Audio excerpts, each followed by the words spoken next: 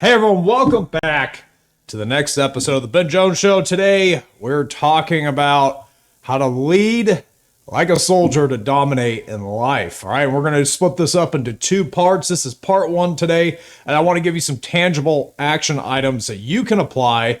And regardless of whether you are in a leadership position in your career or if not, these are all action items I want to break down for you to operate with a soldier mentality and how you can win and dominate in any area of your life. So please don't take just leadership and put this aside thinking it doesn't apply to you. I guarantee you it does. So take these principles and it'll make a huge difference. First, though, I think it's super important to understand, what does it mean to lead like a soldier? For me, for those of you that have been following the show now for any bit of time, you know that I was an Army veteran. And, during that time, this was one of the most profound, learning experiences for myself of what it was to be a leader. Of coming in as a private E1 of the lowest rank you could when I joined and working my way up to, before I got out, I was a E6 or staff sergeant. And what's also called a non-commissioned officer, NCO, for those of you that have never served before. And this was something that, I learned a lot of lessons through this. And I feel like that the leadership lessons were probably the most valuable thing really from my time in the military. It's the mindset. It's how to operate. It's how to win in life. It's how to lead a team, but it's also how to lead yourself, friends, family, and just the mindset of how to win and that failure is not an option, right? And so I think with that, one of the examples I want to give you, and this is just something that, as we get into this was, when I went to get promoted and I became an NCO, it's called a non-commissioned officer. This was after the deployment overseas, came back, and, it's normal to progress and always be moving forward. It was my time. I wanted to step up. And there's a few different mindsets with this that the military does, is that before actually putting you into this role and officially giving you the pay raise and the promotion, is we're going to put you into some sort of capacity to see if you can even do it. Prove yourself first. But then the next thing was there's going through this whole promotion board process. And what this is that you're getting your dress blues and making sure that every finite detail is perfected on this. It's spending several months of studying different Army regulations. And, one of the big things is memorizing something called the NCO Creed by heart. This is one of the biggest things that I think in leadership and in life that encompasses, if you operate by this creed, that you're going to win. You're going to be an amazing leader. And I personally believe that the military leadership philosophy, it's more than, I think some people just think of it being like a drill sergeant, or that, someone's just screaming at other people and making them do push-ups. I promise you there's a whole lot more to it than that. But, and I think the NCO Creed is something that really encompasses that. So I want to read that for you. Now, you will have to forgive me, as I do not have this entire thing memorized by heart anymore, but at one point I did. So here it is, the NCO Creed. No one is more professional than I. I am a non-commissioned officer, a leader of soldiers. As a non-commissioned officer, I realize that I am a member of a time-honored corps, which is known as the backbone of the Army. I am proud of the Corps of Non-Commissioned Officers and will at all times conduct myself so as to bring credit upon the Corps, the military service, and my country, regardless of the situation in which I find myself. I will not use my grade or position to attain pleasure, profit, or personal safety. Competence is my watchword. My two basic responsibilities will always be uppermost in my mind: accomplishment of my mission and the welfare of my soldiers. I will strive to remain technically and tactically proficient. I'm aware of my role as a non-commissioned officer. I will fulfill my responsibilities inherent in that role. All soldiers are entitled to outstanding leadership. I will provide that leadership. I know my soldiers and will always place their needs above my own. I will communicate consistently with my soldiers and never leave them uninformed. I will be fair and impartial when recommending both rewards and punishment. Officers of my unit will have maximum time to accomplish their duties. They will not have to accomplish mine. I will earn their respect and confidence as well as that of my soldiers. I will be loyal to those with whom I serve, seniors, peers, and subordinates alike. I will exercise initiative by taking appropriate action in the absence of orders. I will not compromise my integrity nor my moral courage. I will not forget, nor will I allow my comrades to forget that we are professionals, non-commissioned officers, leaders. Now, I think we could spend probably several episodes breaking that down and just talking through the multiple parts of what that means and how to take some of these principles to operate in life. But today I want to give you 5 things that really you can pull from that and apply in your career, your life, and how to win and dominate in everything you do. All right. But there's 2 things here. And I think as we dive into this part 1, that I really want to focus on with you. And first is, I think, one of the most important parts of this entire creed, which says, my 2 basic responsibilities will always be uppermost in my mind: accomplishment of the mission and the welfare of my soldiers.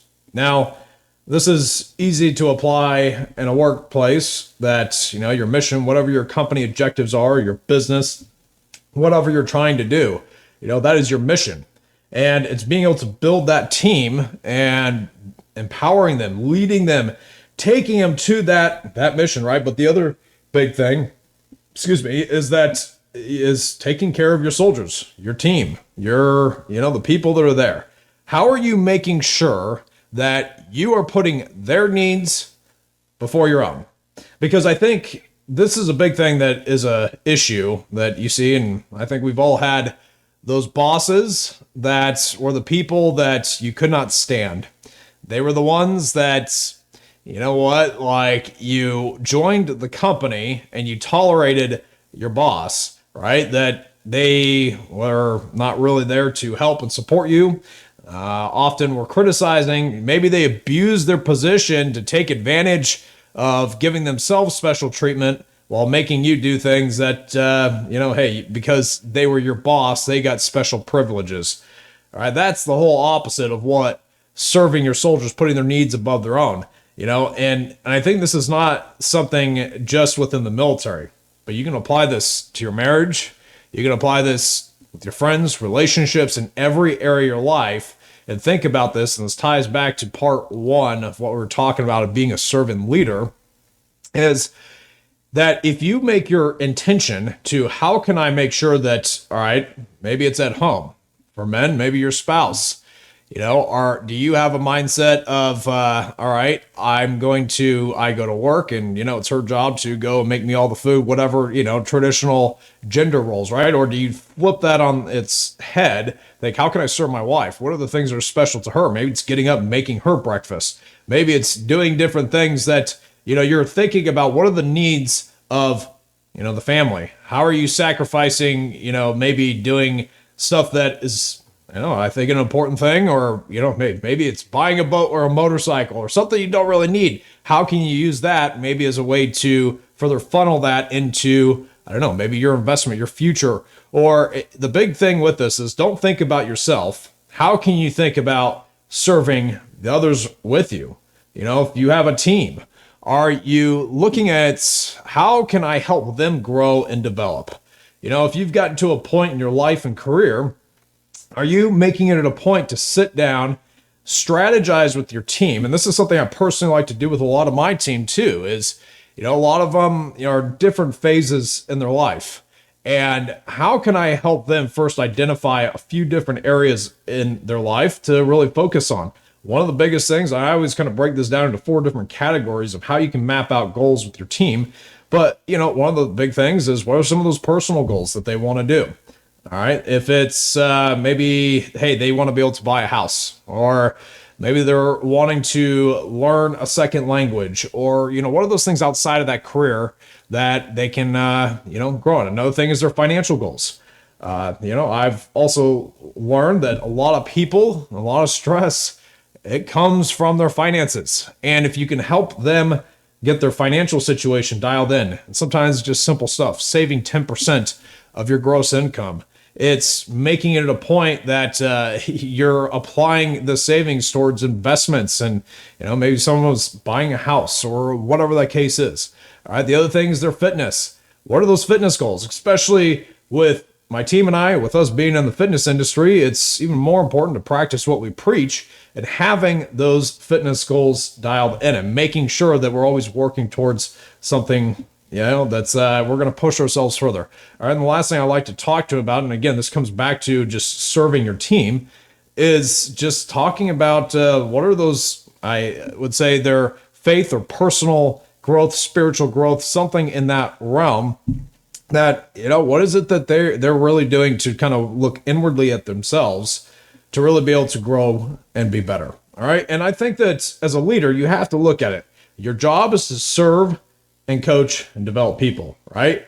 And you can do that. And it's not just at your workplace, at home, with everyone else and the people, your friends and family. How can you take the skill sets that you have and serve? All right. So with that, I want to give you a couple different books that I think are very profound before we get into the first 5 points of what you can focus on and how to really apply this.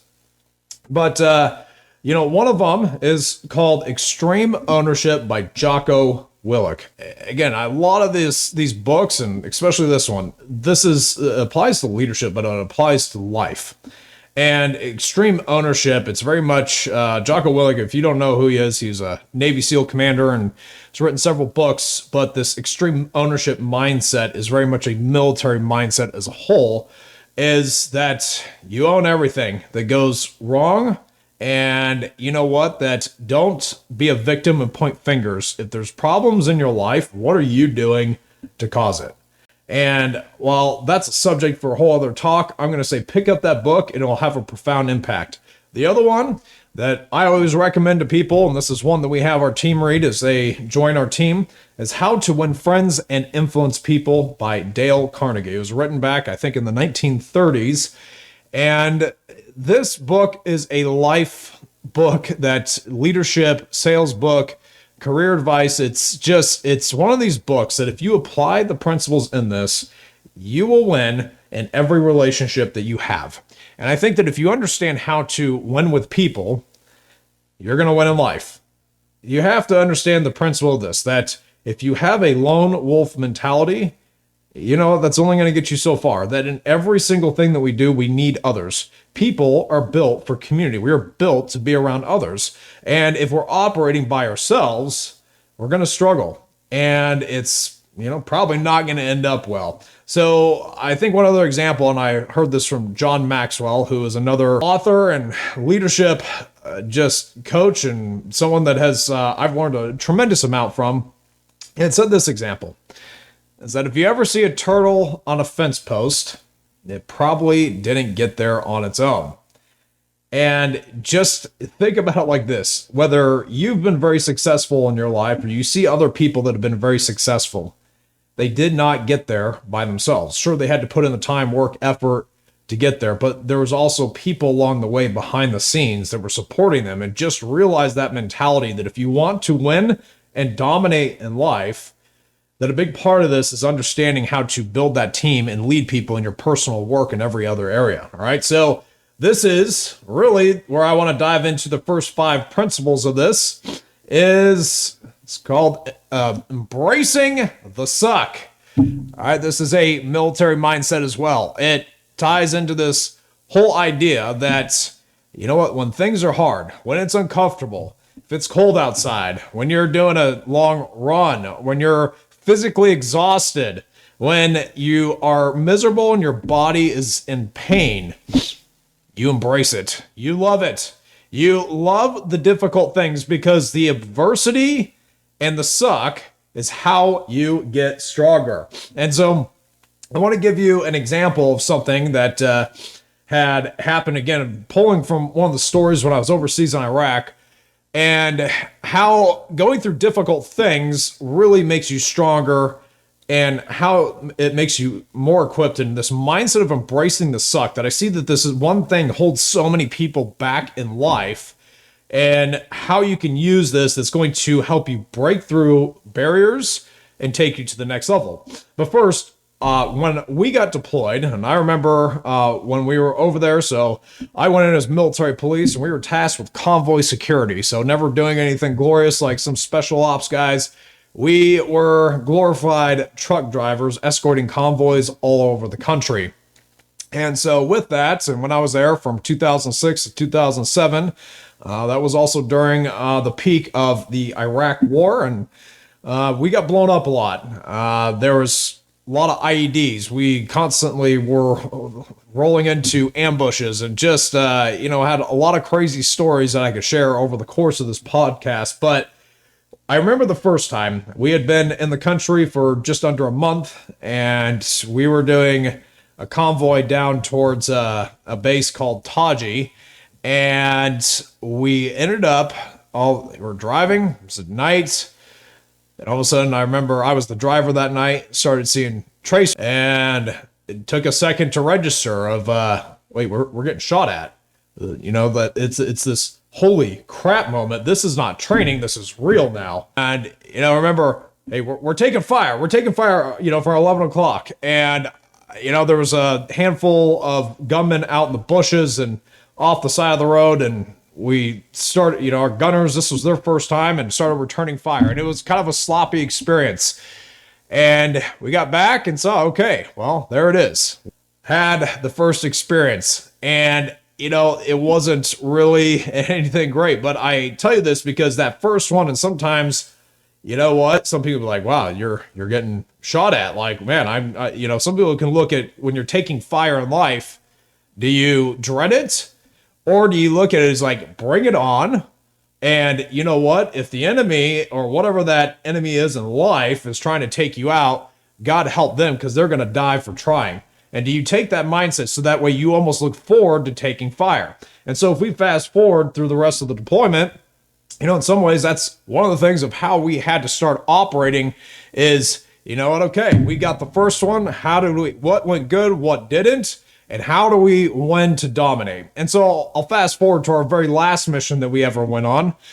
And it was, honestly, if this was the first thing that ever happened, it probably would not have ended well. It would have been a bad situation. And so with this, we are taking 25 fuel tankers full of JP8 fuel and had 10,000 gallons of fuel in each of these fuel tankers. So picture the gas trucks up at, when you're going in the gas station, and we had 25 of these. We were escorting them up from southern Iraq up to north of Baghdad was the final destination. And about 10 miles south of the destination, rolling all of a sudden, it just looks like something out of Star Wars. And red and green tracers just started barraging the convoy from both sides of the road. And, it was on. And at that point, our gun trucks, we started returning fire. I was in the gunner's turn in the second gun truck that night. And as we started IDing positions and returning fire, and our job was not to stay and fight, but it was to get the trucks out of there and to get them to safety. And once we've gotten them out of the kill zone, remember this, of thinking, all right, we're good. And all of a sudden, boom! And seeing this huge orange glow behind me, and I told the driver, hey man, pull over. I think one of the trucks just got hit. And I can still vividly remember this to this day. The trailer, 10,000 gallons of fuel, was completely engulfed in flames. And man, mind you, this was probably 16 years ago at the time of this recording. And just remember seeing this thing driving by. The guy pulls in the median. We pull in the median as well of the road and go and I open up the hatch. And fortunately, the driver was good. Before I could even get the hatch all the way open, this guy dives on our truck and we take off and get away. Because, you know what, we know this thing's going to blow up. And about 5 minutes later, it did blow up and had this huge fireball, probably 50-foot fireball. And that was my last mission. 2 weeks later, it was back home.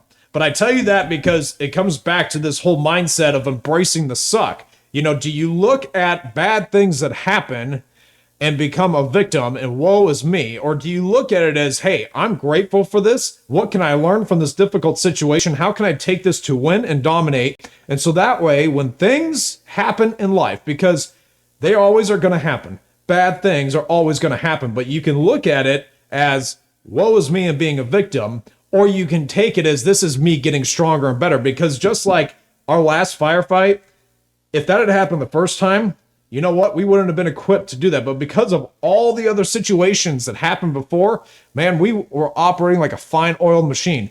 We fired over 3,000 rounds that night. You know what? Nobody was hurt. Nobody was injured. None of the equipment was destroyed outside of that one truck. Everyone came home.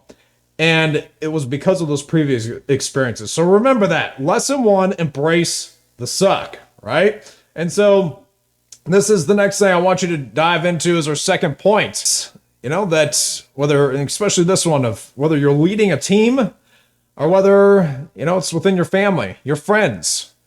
This goes both ways, but creating a culture and team people want to be a part of. Okay. And so I think one of the ways to think about this is, during my time, I was also a recruiter.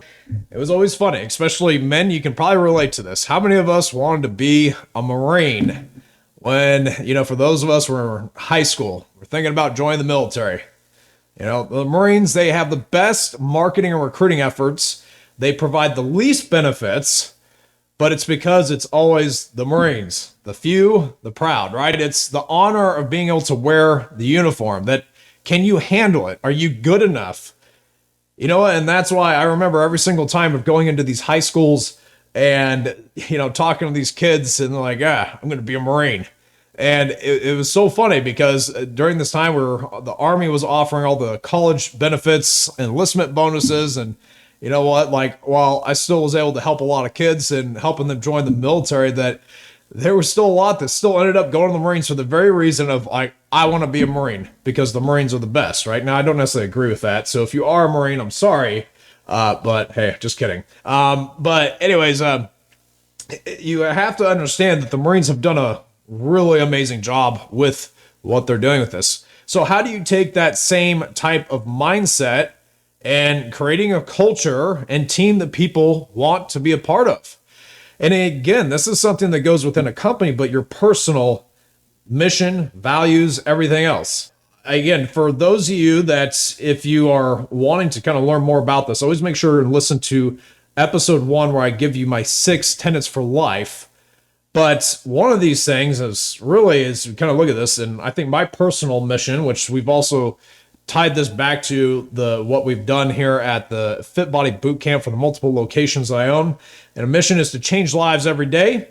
Our core values at the company are to embrace and drive change, exceed expectations, be servant leaders, always growing, humble, and hungry. And several of those, again, have taken from my personal core values and tenets for life.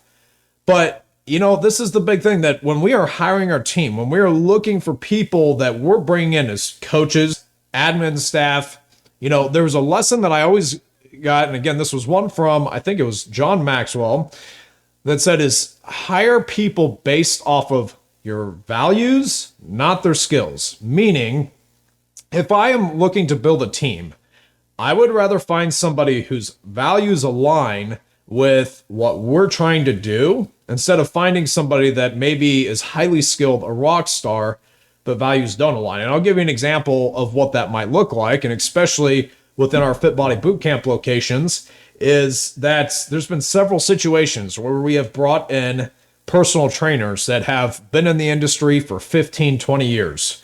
And they come in and they've got multiple certifications. They've worked with all sorts of different clients. And, on paper, they have an amazing resume, but they also don't align with their values. And what often happens, and this has happened multiple times, and this has been a learning lesson for us, is that there's a bit of an ego. I have all these certifications. I know what I'm doing. I know more than what you guys are doing. And they aren't willing to adapt and mold to what our values are as a company. And, unfortunately, there's been several situations where we've had to let these people go. And so that's really kind of an example. Now, that's in a workplace, but what about in your personal life? There's always that saying, you become the average of the 5 people you spend the most time with. And, if the people that you spend time with are the majority of your conversation about gossip and complaining, griping, negative things, is it, especially men, I'm going to challenge you on this one, does your life revolve around football and sports?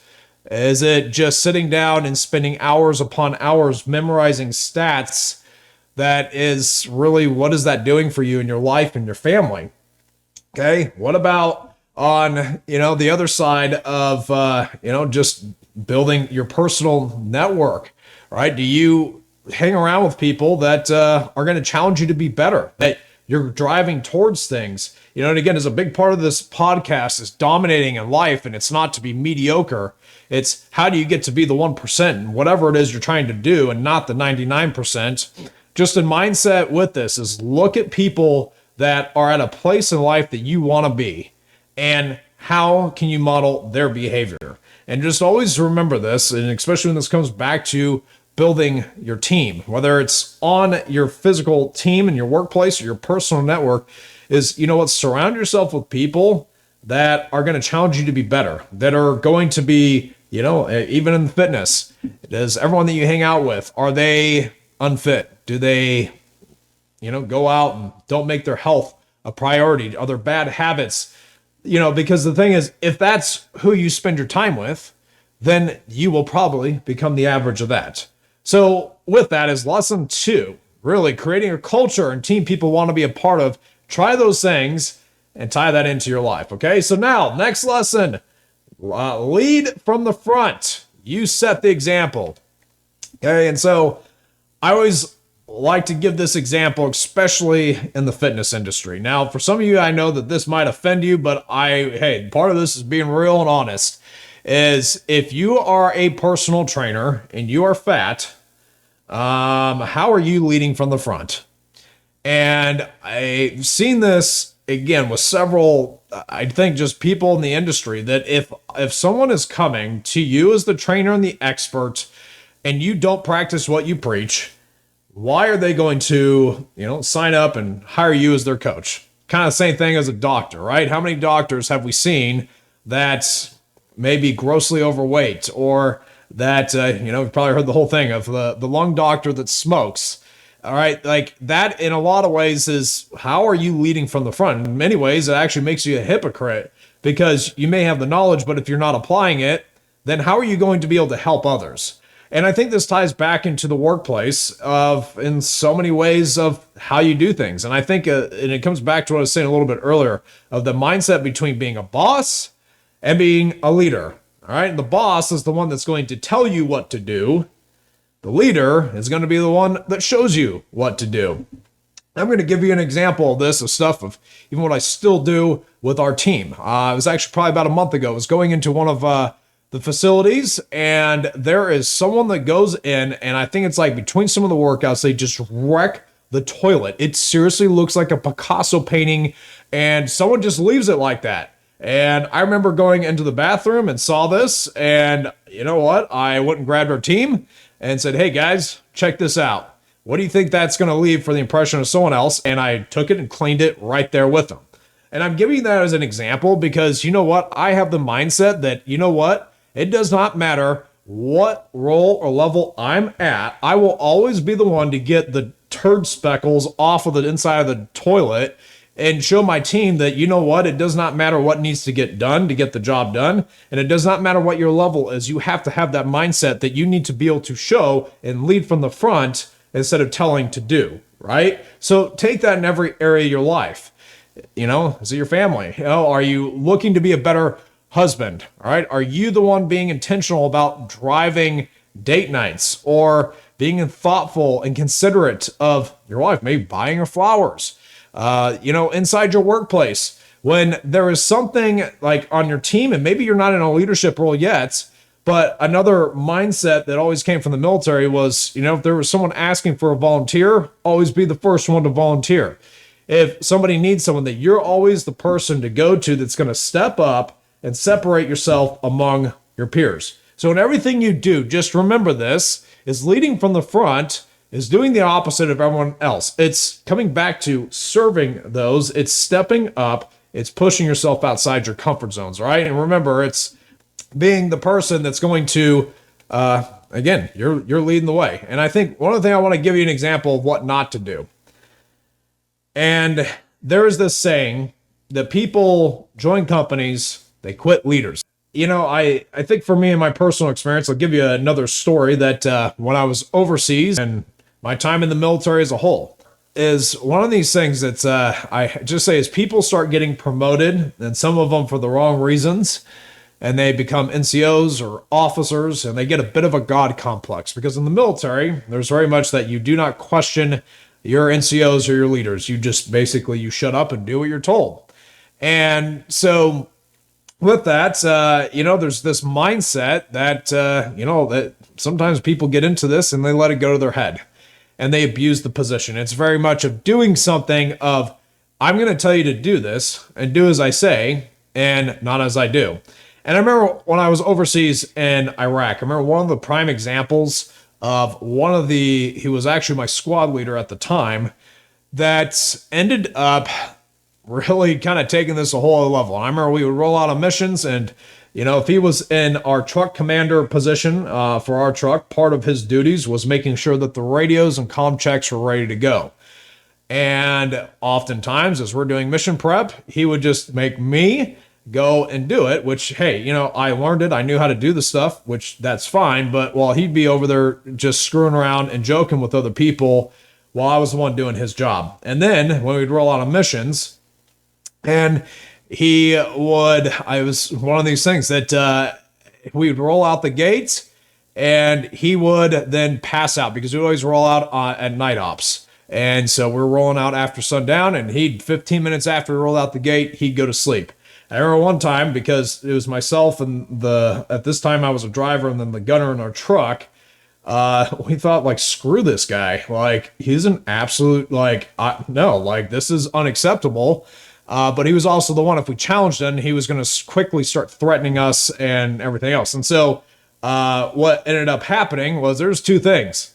On this same mission, I had a little camera in my pocket, and I grabbed a picture of him passed out, and the flash went off, and he kind of woke up and didn't realize what had happened. And so he just went back to sleep. And then some of the other trucks were calling our truck, and myself and the gunner, we just ignored it. We're going to throw this guy under the bus. And, no one responded. And then later, when he found out that we took a picture of him, I remember after this mission that he pulled me aside. Hey, you better delete that, because that's how people get in trouble. You're going to have a problem if anybody sees that. So I'm going to give you an example of, and just to fast forward, this guy also had a lot of other issues, actually ended up getting demoted later on. But this is an example of that is the complete opposite of what you should be doing as a leader. Because then, as you can see, it makes your people want to resent you. They're going to throw you under the bus. And you know what? If you're having problems within your team and your family, I'm going to really challenge you to look inward. Are you doing those types of behaviors? Okay. All right. Moving on to the fourth point. Failure is not an option. And always having something called contingency plans. And this is something that, within the military, there's always this mindset of you hope for the best, plan for the worst. And I think it ties back to this whole thing of, we are going to have problems, and that there are going to be things that go wrong in life. And so, are you prepared for when these things happen? And do you have some sort of a plan that's going to be in place? And so I'll give you, again, some of the examples of stuff that, maybe something that had happened, again, when I was overseas. Okay, I'll pull from several examples of this. We had a mission where we were rolling out, and we were going up to northern Iraq to Mosul, and then it was coming back down. So it was something we're going to be gone for, honestly, probably a couple days. And what ended up happening, everything that could go wrong did. One of the trucks got hit by an IED. Then we found another IED a few hours later on the side of the road. And so at that point, you have to wait for the explosive ordnance team to come out and dispose of it. And then as we were turning around and coming back, we ended up, one of the trucks, the engines on it spontaneously combusted and caught on fire. And it was just this crazy situation. It's something that maybe would have taken, it was probably about 10 hours, at least on the way back. Ended up taking over 30 hours. And so I tell you that because, you know what? Life in general, there's going to be things that happen. But, just like in that mission, we brought contingencies. We have other trucks that in case a vehicle breaks down, something happens, that we try to think of every positive, negative outcome that could happen. So when it does happen, we are prepared. And if you want to win in life, you have to understand that you need to have that same mindset. And it's not hoping for bad things to happen, but just kind of like you have car insurance. That's you have car insurance in place for the time if and when you get into an accident, right? But you know what? If there's other things that happen in life, hey, you lose a job. What's your contingency plan? Are you living paycheck to paycheck? Or are you getting yourself into a position where there's savings or even other income sources that you're generating? You know, if there's a health issue, are you living your life and taking care and optimizing your body? Or are you just, living and eating whatever you want and then just waiting for cancer, diabetes, heart disease, or something to come and hit you and then having to react to it? And so I think this is the big thing I want you to think about is having a proactive approach and not reactive to everything that you do in life. Okay. And so with that comes back to the fifth point that we'll cover today. And really what this is creating what's called an SOP or standard operating procedure for all operations positions with breakdowns of daily, weekly, monthly tasks. Now, this breaks down again to leading a team and leading yourself. Okay. First, it's pretty straightforward that you have to set out expectations for your team of what success looks like. And it is. All right. So if you have a role, what are you doing to map out? This is on a daily. This needs to happen. Weekly, what are the tasks that need to happen? Monthly, what are the things that need to get done? That it needs to be very black and white of success of what that looks like. Because if your team doesn't know what success is and you just tell them, hey, I want you to do this, this, and this, and it's not clearly defined, then what's going to happen is they're going to do something of how they interpret it, and then you're going to get frustrated, they're going to get frustrated, and then it creates the other issues. Now, in your personal life, it's kind of the same thing. How do you take this and apply it towards just your daily routine? Are you creating an SOP for your daily routine? Meaning, are you getting up at the same time? Are you eating at the same time? Is your personal growth? For me, it's reading in the morning. There's several books that I will be going through. It's listening to podcasts such as this one, right? How are you filling your mind with good things? And then your workout times. What are you scheduling in of getting your workout in? All right, whatever your work time is. Family time.